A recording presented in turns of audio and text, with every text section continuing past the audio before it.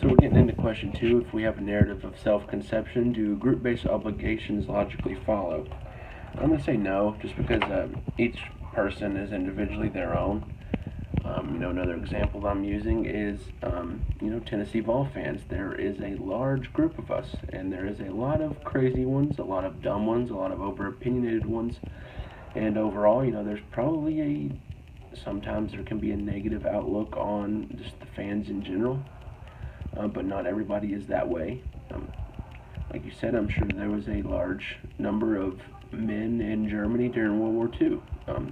They were considered, I'm sure they were grouped in with the Nazis, but that doesn't mean that they disliked the Jews and wanted to kill them, which was just the way of life there, sadly.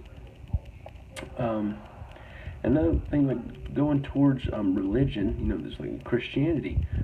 There's, I'm sure there's numerous Christians out there, and if you are, a religious person and you do follow the Christian faith, you believe that if you are, saved and you have lived a good life, then at the end, on your judgment day, you'll either go to heaven or hell. I'm sure there was a lot of people that considered themselves Christians that didn't make it through the gates of heaven because they didn't live life how they were supposed to. Um, so just because you consider yourself a Christian or you group yourself in with Christians doesn't mean you automatically get to heaven.